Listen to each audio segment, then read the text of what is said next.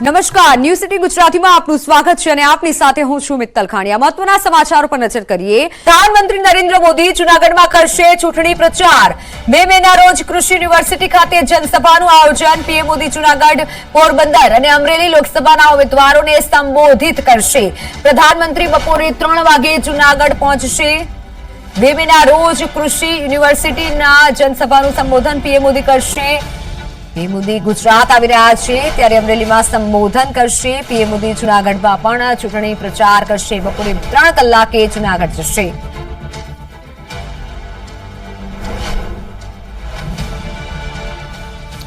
બે મેના રોજ કૃષિ યુનિવર્સિટીમાં જનસભાનું આયોજન કરાયું છે, જેમાં પીએમ ઉપસ્થિત રહેશે। જૂનાગઢ, પોરબંદર, અમરેલીમાં સંબોધન કરશે। 2 મેના રોજ કૃષિ યુનિવર્સિટીમાં જનસભાને પીએમ મોદી સંબોધિત કરશે, ત્યારબાદ જૂનાગઢ જશે। પોરબંદરની પણ પીએમ મોદી મુલાકાત લેશે। તો પીએમનો ફરી એકવાર ગુજરાત પ્રવાસ।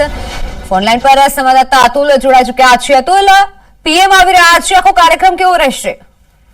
જી નિકલ, આપને ચોખ્ખો જોયું કે જે રીતે લોકસભાના જે પ્રચારક છે પીએમ મોદી છે તે ગુજરાતના પ્રવાસે આવી રહ્યા છે, ત્યારે જાણવા મળતા સૂત્રો મુજબ મોદી સાહેબ છે તે જૂનાગઢ પ્રવાસે આવનાર છે। આગામી 2 તારીખના રોજ છે પીએમ મોદી છે તે જૂનાગઢના પ્રવાસે આવશે અને કૃષિ યુનિવર્સિટી ખાતે છે તે સભાનું આયોજન કરવામાં આવ્યું છે। જાણવા મળતી વિગતો મુજબ છે તે જૂનાગઢ, પોરબંદર અને અમરેલી લોકસભાના જે મતદારો છે, કાર્યકરો છે, હોદ્દેદારો છે, તેને જૂનાગઢ લાવવામાં આવશે અને ત્યાં મોદી છે તે 3 લોકસભાને લઈને જે મતદારો છે, જે કાર્યકરો છે તેને સંબોધન કરશે। હાલ જે છે તે જિલ્લા ભાજપ પ્રમુખ સાથે વાત થયા મુજબ મોદી સાહેબના કાર્યક્રમ અંગે તડામાર તૈયારીઓ શરૂ કરી દેવામાં આવી છે અને લોકસભાના પ્રચારાર્થે આવતા મોદી સાહેબ આગામી 2 તારીખના રોજ કૃષિ યુનિવર્સિટી ખાતે બપોરે 3 કલાકે સંબોધે તેવું આયોજન હાથ ધરવામાં આવ્યું છે। જી બિલકુલ અતુલ, આભાર માહિતી બદલ। તો છોટાઉદેપુરથી મહત્વના સમાચાર। છોટાઉદેપુરમાં નસવાડીના ડુંગરમાં કલેક્ટર ફસાયા છે। કાચા રસ્તા પર કલેક્ટરની કાર ફસાઈ। કાર બહાર કાઢવા ટ્રેક્ટરની મદદ લેવી પડી। પાણી પુરવઠા યોજનાની કામગીરી જોવા કલેક્ટર પહોંચ્યા હતા। કલેક્ટર અનિલ ધામલિયા અને છોટાઉદેપુર ડીડીઓ સચિન કુમાર કુપ્પા ગામે ગયા હતા। પરત આવતા ખેંદા ગામના કાચા રસ્તાના ઢાળ પર ગાડી ફસાતા દુર્ઘટના સર્જાઈ। નસવાડી તાલુકામાં અનેક વિસ્તારમાં રોડ રસ્તા બન્યા જ નથી, જેથી આ ઘટના થઈ છે। હવે વિસ્તારમાં 108 પણ નથી જઈ શકતી। ઓનલાઈન પર સંવાદદાતા શહેજબ જોડાઈ ચુક્યા છે। શહેજબ, આ ઘટના કઈ રીતે બની? જે ખાસ કરીને નસવાડી તાલુકાના અંતરિયાળ વિસ્તારની અંદર પાણીના પીવાની ઘણી મુશ્કેલી હોય, તેના કારણે સરકારે યોજના કાઢી છે। પાણી પુરવઠા યોજના થકી જે કુપ્પાજૂથ પાણી યોજના છે, ત્યાં આગળ જે છોટાઉદેપુરના કલેક્ટર પહોંચ્યા હતા। કામગીરી કઈ રીતે ચાલી રહી છે તે જોવા નિહાળવા માટે ત્યાં પહોંચી રહ્યા હતા, પરંતુ ત્યાં રસ્તા જ નથી। કાચા રસ્તા છે કે જે જગ્યા ઉપર ગાડી જઈ નથી શકતી, ત્યાં કલેક્ટર અને જે ડીડીઓ ત્યાંથી પસાર થઈ રહ્યા હતા, પરંતુ ત્યાં કાચા રસ્તા હોય તેના કારણે ત્યાં ફસાઈ ગયા હતા। આખરે ત્યાં વિસ્તારના લોકોએ તે નજીકથી ટ્રેક્ટર મંગાવી અને જે રીતે ત્યાં ગાડીને બાંધીને ખેંચીને બહાર કાઢવામાં આવ્યા હતા। આમ તો આજે નસવાડી તાલુકાના અંતરિયાળ વિસ્તારનો જે ડુંગરાળ વિસ્તાર છે, ત્યાં આગળ આદિવાસી જે વસતા જે લોકો છે તેઓએ અવારનવાર રજૂઆતો કરી છે કે રસ્તાઓની મુશ્કેલી છે, પરંતુ આજ દિન સુધી તેઓની જે રજૂઆત છે તેને સાંભળવામાં આવી નથી। આખરે જયારે કલેક્ટર ત્યાં આગળ પહોંચ્યા હતા અને આખરે જે ફસાયા છે અને ત્યાંથી જો આ રીતે આદિવાસીઓ ટ્રેક્ટરનો જે સહારો લઈને તેને હાલ તો બહાર કાઢવામાં આવ્યા છે, પરંતુ ત્યાં વિસ્તારના લોકો માંગ કરી રહ્યા છે કે જ્યારે પણ કોઈક ઘટના બનતી હોય છે અને જે ડિલિવરી મહિલા હોય છે તેને પણ બહાર લાવવા માટે બહુ ઘણી મુશ્કેલી નડતી હોય છે, ત્યારે ત્યાં આગળ રસ્તા બનાવે તેવી એક માંગ કરી રહ્યા છે। બિલકુલ બિલકુલ શહેજબ, આભાર માહિતી બદલ।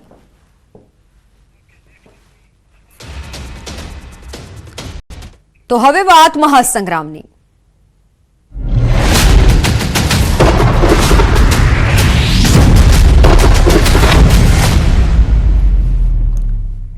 આ તરફ રાજકોટમાં ક્ષત્રિય આંદોલન પાર્ટ 2 નો આજથી પ્રારંભ થયો છે। ધર્મરથનું પ્રસ્થાન કરાવાયું છે। પેલેસ રોડ ઉપર આવેલા આશાપુરા માતાજીના મંદિરથી રથનું પ્રસ્થાન કરાવાયું છે। રાજકોટના પેલેસ રોડ આશાપુરા મંદિરથી ધર્મરથ શરૂ કરાયો છે। પરસોત્તમ રૂપાલાએ ક્ષત્રિય સમાજ પર કરેલી ટિપ્પણી બાદ ક્ષત્રિય સમાજમાં સતત રોષ છે। ધર્મરથથી રાજકોટ, વાંકાનેર, જસદણ, જેતપુર, ગોંડલ સહિતના વિસ્તારોમાં ધર્મરથ ફરશે।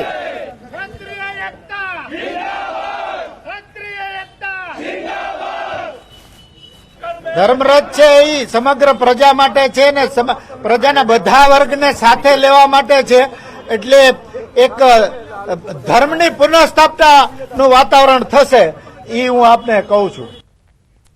લોકસભા ચૂંટણી પ્રચારમાં દિગ્ગજ નેતાઓ ઉતરશે. કોંગ્રેસ નેતા પ્રિયંકા વાડ્રા ગાંધી પણ ગુજરાત આવશે. વલસાડ કોંગ્રેસ બેઠકના ઉમેદવાર અનંત પટેલ માટે તેઓ પ્રચાર કરશે. આગામી 27 એપ્રિલના રોજ ધરમપુરના દરબારગઢ ખાતે જનસભા સંબોધિત કરશે.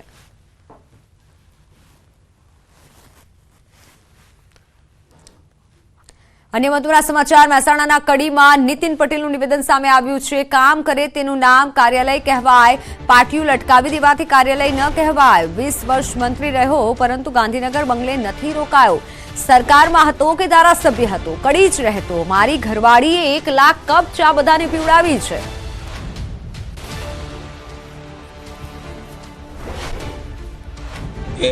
ખાલી કાર્યાલય પાટિયું લબડાવી દે એવું કાર્યાલય નહીં. કામ કરે એનું નામ કાર્યાલય. એનું શબ્દ એનું ચૂંટણી છૂટી પાડો તો કાર્ય થાય એ આલય. આ આપણું આ ભાજપનું કાર્યાલય છે. મારા ઘરવાળીએ અત્યાર સુધી 1 લાખ કપ ચા બધા પીવડાવી છે. કેટલી? 1 લાખ કપ, સમજી લેજો. અને કોઈ ભેદભાવ નહીં. મુસલમાન હોય ભલે વોટ ના આપતા હોય, પણ જ્યારે મારા ઘેર આવે ત્યારે મારો મુખ્ય જે હોલ છે તમે બધા જોયેલો છે, સોફા સેટ વાળો, 20 જણા બેસી શકે એવું, ત્યાં બધા બેસે ને કોઈ ચા પાણી વગર ના જાય. કે હું મંત્રી રહ્યો 20 વર્ષ, 20 વર્ષમાં લગભગ 2-5 દિવસને બાદ કરતા કદી હું ગાંધીનગરના બંગલે રહ્યો નથી. રોજ રાતે 10 વાગે 11 વાગે પણ ગાડી લઈને કડી જવાનું. તો પંચમહાલમાં પ્રચાર માટે ભાજપે કાર્યાલય શરૂ કર્યું છે. ધારાસભ્ય CK રાહુલજીની કાર્યકર્તાઓને સલાહ. મતદારોના સંપર્કની કામગીરી પર ભાર મૂકવો. 5 લાખની લીડ માટે કામે લાગવા સલાહ આપી. દરરોજ 10-10 મતદારોનો સંપર્ક કરવા સલાહ આપી. મહેરબાની કરીને છે તે આવા સ્વાગતની વાત છોડી દો, ફુલાની વાત છોડી દો અને આવા કાર્યાલયના અનુસંધાનમાં અહીં બેઠેલા પૈકી છે કાલથી 10 મતદારોનો સંપર્ક કરે તો તમારા છે તે વસ્તુના એમ પર 5 લાખની ભીડ આવે. એટલે હવે રહ્યા છે. બાકી આજે થઈ તારીખ 23, તો 7 અને 7 14 દાડા રહ્યા. તો 10-10 માણસોનો દરરોજ મતદારોનો કોન્ટેક્ટ કરો.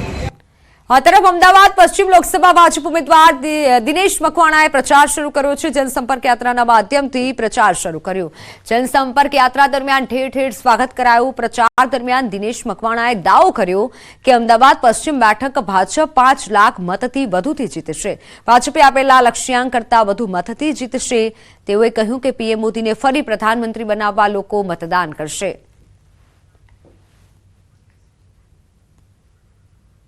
મતદાનની તારીખ જેમ જેમ નજીક આવી રહી છે તેમ તેમ રાજકીય પક્ષો અને ઉમેદવારો છે તે પ્રચાર છે ધુઆધાર કરી રહ્યા છે. ત્યારે અમદાવાદ પશ્ચિમના ભારતીય જનતા પાર્ટીના જે ઉમેદવાર છે દિનેશ મકવાણા તે અલગ અલગ પ્રચાર કરી રહ્યા છે અને ડોર ટુ ડોર જે કહી શકાય કે જે જનસંપર્ક છે તે કરી રહ્યા છે. દિનેશભાઈ, કેવો જનસંપર્ક ચાલુ છે? કારણ કે ગરમીનો પારો, રાજનીતિનો પણ પારો ઉપર જઈ રહ્યો છે. ભારતીય જનતા પાર્ટીના કાર્યકર્તા છેલ્લા 1 વર્ષથી સખત મહેનત કરીને ભારતીય જનતા પાર્ટીની વિચારધારા આગળ વધારવા માટે કામે લાગી ગયા છે. મને ઉમેદવાર ડિક્લેર થયા પછી 1 મહિનો અને 20-22 દિવસ થયા છે, પરંતુ ભારતીય જનતા પાર્ટીના કાર્યકર્તાઓ એમનું જન્યુન દિન પ્રતિદિન વધતું જાય છે.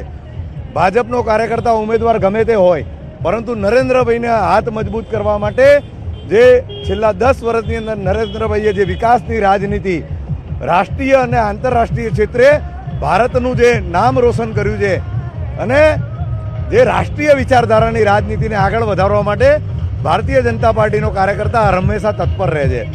છેલ્લા 1 મહિનો અને 20 દિવસથી ભારતીય જનતા પાર્ટીનો કાર્યકર્તા બૂથની અંદર મિટિંગ કરે છે. મારા ઓછામાં ઓછા 5 રાઉન્ડ થઈ ગયા. હવે રવિવારથી અમે વોર્ડ રાઉન્ડો શરૂ કર્યા છે 21 તારીખથી, અને લગભગ 6 આજે વાસણા વિસ્તારનો રાઉન્ડ છે, સાંજે ગોમતીપુરનો છે, એટલે 6 વોર્ડ પતી જશે. બાકીના લગભગ 11 વોર્ડ બાકી રહેશે, 12 વોર્ડ. કુલ મિલાકર સવારે 3 કલાકનો રાઉન્ડ, સાંજે 3 કલાકનો રાઉન્ડ. ત્યારબાદ સમાજની મિટિંગો થાય છે, વોર્ડના સંમેલનો થાય છે અને કાર્યકર્તાઓને મળવાનું થાય છે. 10 વાગ્યા પછી તમામ કાર્યાલયો જે ખુલી ગયા છે ત્યાં સંપર્કની અંદર હું મારા શહેર પ્રમુખ અમિતભાઈ, ધર્મેન્દ્રભાઈ, અમારા પ્રભારી, અમે સાથે મળીને બધા કાર્યકર્તાઓને મળતા હોઈએ છીએ. કુલ મિલાકર એટલું ચોક્કસ કહી શકાય કે ભારતીય જનતા પાર્ટીને કોઈ ગરમીનો તડકો લાગતો નથી. એમને ફક્ત એક જ જનૂન છે કે આ દેશની રાજનીતિની અંદર નરેન્દ્રભાઈને ત્રીજી વખત વડાપ્રધાન બનાવવા છે અને ત્રીજી વખત વડાપ્રધાન બનાવીને 10 વર્ષની અંદર જે વિકાસની રાજનીતિ કરી છે, 10 વર્ષની અંદર જે ભારતને માન સન્માન આપ્યું છે, એના કરતાં પણ વધારે માન સન્માન આ દેશને મળે એ દિશાની અંદર નરેન્દ્રભાઈમાં વિશ્વાસ વ્યક્ત કરી રહ્યા છે. તો મહત્વના સમાચાર, હિંમતનગરમાં ક્ષત્રિય સમાજના આગેવાનો સાથે બેઠક થઈ. ગૃહ રાજ્યમંત્રી હર્ષ સંઘવી બેઠક માટે પહોંચ્યા. ક્ષત્રિય સમાજ સહિત સંગઠનના નેતા પણ હાજર રહ્યા. હિંમતનગરમાં ક્ષત્રિય સમાજના આગેવાનો સાથે બેઠક થઈ. ફોનલાઈન પર સંવાદદાતા ઈશાન જોડાઈ ચૂક્યા છે. ઈશાન, ક્ષત્રિય આગેવાનો અને ગૃહમંત્રીની બેઠક થઈ, શું ચર્ચા વિચારણા થઈ હોઈ શકે? જી ચોક્કસ કે હર્ષસંઘવી વીરબેટા હર્ષસંઘવી આજે હિંમતનગર આવી પહોંચ્યા છે. ખાસ કરીને રાજપૂત સમાજના 50-60 આગેવાનો સાથે બેઠક યોજાય છે અને હાલ તો પહેલા તો પદાધિકારીઓ અને આપણા જિલ્લાના હોદ્દેદારો છે તેમના સાથે બેઠક યોજાય છે. ત્યારબાદ ક્ષત્રિય સમાજ અને રાજપૂત સમાજના જે 50-60 લોકો છે તેમની સાથે બેઠક કરશે. ખાસ કરીને ડેમેજ કંટ્રોલ માટે હર્ષસંઘવીજી અહીંયા ઉપસ્થિત રહ્યા છે અને હિંમતનગરની જે સરોદય હોટલ છે, સરોદય હોટલ ખાતે આજે સમગ્ર બેઠક થવાની છે. તો તેને લઈને અત્યારે હાલ તો પોલીસનો પણ ચુસ્ત બંદોબસ્ત જોવા મળી રહ્યો છે. જી બિલકુલ ઈશાન, આભાર માહિતી બદલ. હિંમતનગરમાં ક્ષત્રિય સમાજના આગેવાનો સાથે ગૃહમંત્રીની આ મહત્વની બેઠક. ગૃહ રાજ્યમંત્રી હર્ષ સંઘવીએ બેઠક કરી છે. તમામ આગેવાનો સાથે, ક્ષત્રિય સમાજના આગેવાનો સાથે બેઠક થઈ છે, કારણ કે ક્ષત્રિય સમાજમાં એક નારાજગી છે. તે નારાજગીને ખાળવા માટે અને મનાવવા માટે ક્યાંક આ બેઠક હોઈ શકે છે. જે પ્રમાણે વિગત મળી રહી છે, મહત્વની આ બેઠક માનવામાં આવી રહી છે. ક્ષત્રિય સમાજના આગેવાનો સાથે ગૃહ રાજ્યમંત્રી હર્ષ સંઘવીએ બેઠક કરી છે અને હાલ તેઓ પહોંચ્યા છે હિંમતનગર ખાતે. ક્ષત્રિય સમાજના આગેવાનો સાથેની આ બેઠક છે જે થઈ રહી છે. ક્ષત્રિય સમાજમાં એક પ્રમાણેનો રોષ છે. તો ગુજરાતમાં ચૂંટણીને આડે હવે થોડાક જ દિવસો બાકી છે. ભાજપ દ્વારા પ્રચાર પૂરજોશમાં ચાલી રહ્યો છે. ત્યારે કચ્છ લોકસભા બેઠકના ઉમેદવાર વિનોદ ચાવડાએ મોરબી વિધાનસભા કાર્યાલયનું ઉદ્ઘાટન કર્યું હતું. કાર્યાલયના ઉદ્ઘાટન કાર્યક્રમમાં સાંસદ મોહન કુંડારિયા, કેસરી દેવસિંહ ઝાલા, ધારાસભ્ય કાંતિ અમૃતિયા સહિતના ભાજપ આગેવાનો ઉપસ્થિત રહ્યા હતા.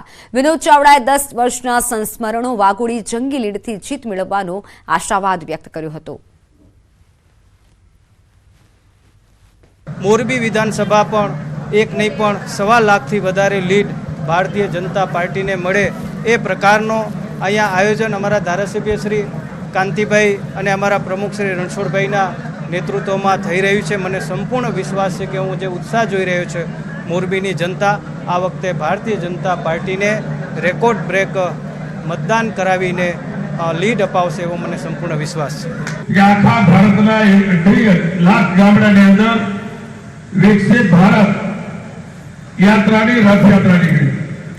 એમાં નરેન્દ્રભાઈની ગેરંટી હતી કે 2047માં વિકસિત ભારત બનાવવા માટે આ યાત્રા કાઢવામાં આવી હતી કે 2047 વિકસિત ભારત બનેલા આપણી આવતી પેઢી માટે બનવાનું. તો પ્રચાર દરમિયાન નેતાઓ અલગ અલગ અંદાજમાં જોવા મળી રહ્યા છે. ખાસ કરી રાજકોટમાં કોંગ્રેસના ઉમેદવાર પરેશ ધાનાણી હંમેશા કંઈક અલગ કરતા હોય છે. આ વખતે પણ પરેશ ધાનાણી આગવી રીતે પ્રચાર કરતા દેખાયા. જસદણ પહોંચેલા ધાનાણીએ રત્ન કલાકારો સાથે વાતચીત કરી. જસદણની હીરા બજારમાં પ્રચાર માટે પહોંચેલા પરેશ ધાનાણી હીરા ઘસવા બેસી ગયા. ધાનાણી હીરા ઘસતા હોય તેવો વિડીયો વાયરલ થયો છે.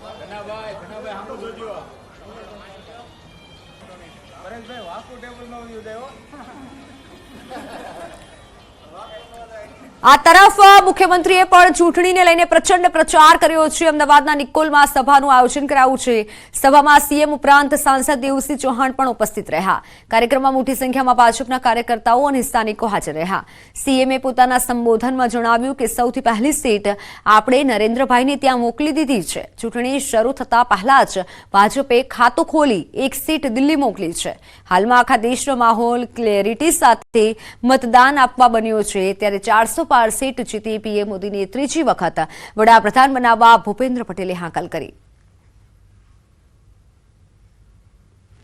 આખા દેશની પહેલી લીડ, પહેલી જીત, એક સીટ આપણે માન્ય નરેન્દ્રભાઈને ત્યાં મોકલી દીધી છે. દિલ્હી સૌથી પહેલી સીટ આપણી ગુજરાતની પહોંચી છે.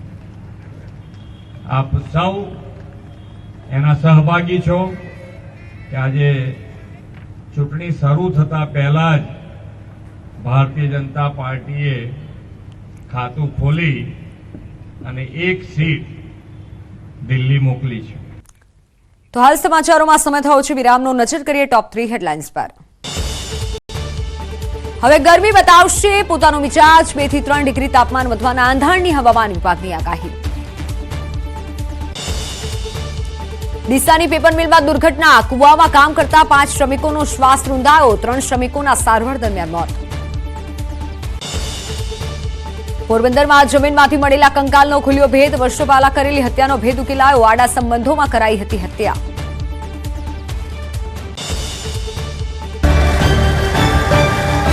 વડોદરામાં સ્વિમિંગ પુલ બહાર મહિલા સ્વિમરનું મોત નીપજ્યું. વડોદરાના સરદારબાગ સ્વિમિંગ પુલની આ ઘટના. સ્વિમિંગ દરમિયાન ગભરામણ થતા તબિયત લથડી. સ્થળ પર હાજર લોકોએ CPR આપી મદદ કરી. ખાનગી હોસ્પિટલમાં સારવાર દરમિયાન મોત નીપજ્યું. 58 વર્ષીય ચેતનાબેન પટેલ પરિવાર સાથે આવ્યા હતા સ્વિમિંગ કરવા.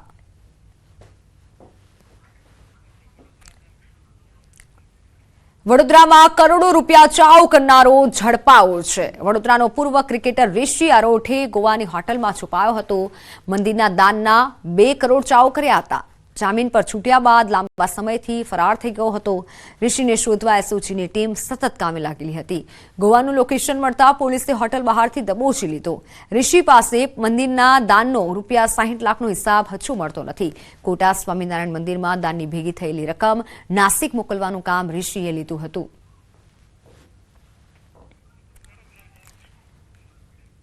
વડોદરામાં લોનના નામે કરોડોની ઠગાઈ કરનારો પકડાયો છે. 2 વર્ષથી ફરાર આરોપી ઝડપાયો છે. ગ્રાહકો ઉભા કરી બોગસ રિપોર્ટના આધારે ઠગાઈ કરતો હતો. ફાઇનાન્સ કંપનીને 7,70 લાખનો ચૂનો ચોપડ્યો હતો. આરોપી કમલેશ ગુપ્તા ફાઇનાન્સ કંપનીમાં સેલ્સ એક્ઝિક્યુટિવ તરીકે કામ કરતો હતો. 34 ગ્રાહકોના નામે 7,70 લાખની લોન લઈ ફરાર થઈ ગયો હતો. પોલીસે અલકાપુરી વિસ્તારમાંથી 2 વર્ષથી ફરાર આરોપીને ઝડપી પાડ્યો છે.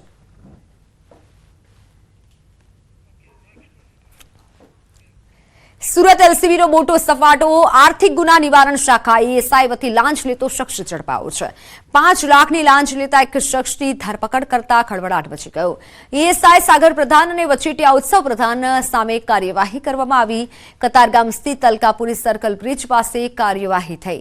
ફરિયાદીના ભાગીદાર સામે મુંબઈના છેતરપિંડીનો ગુનો નોંધાયો છે. જ્યારે ગુનામાં ફરિયાદી અને તેના ભાગીદારને ઇકો શેલ લગાવાયા હતા. ફરિયાદીની ઓફિસમાંથી લેપટોપ, DVR, દસ્તાવેજો અને ડાયમંડ લગાવાયા હતા. તો આ દરમિયાન સામાન પરત આપવાના અવેજ પેટે ઇકો શેલના ASIએ લાંચ માંગી હતી. શરૂઆતમાં 15 લાખની માંગણી બાદ 5 લાખની લાંચ નક્કી થઈ હતી. પરંતુ સમગ્ર મામલે ACBએ છટકું ગોઠવી આરોપીને રંગે હાથે દબોચી લીધો.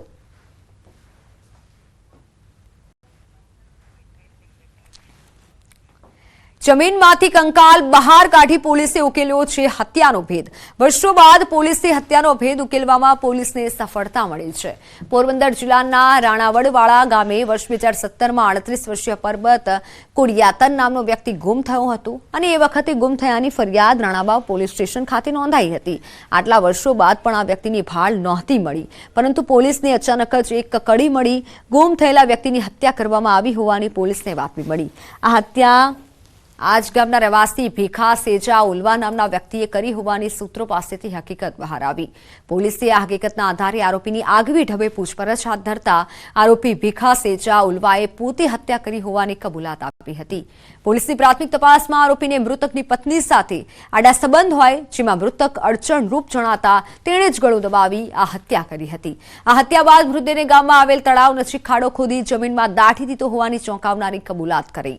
આરોપી દ્વારા જણાવવામાં આવેલ જગ્યા પર JCB દ્વારા ખોદકામ કરાતા મૃતક પરબત સેજા કોડિયાતનના 100 જેટલા અસ્થિઓ મળી આવ્યા હતા. પોલીસે હાલ તો આ પુરાવાના આધારે DNA રિપોર્ટ સહિતની તજવીજ હાથ ધરી છે અને વધુ તપાસ હાથ ધરી છે.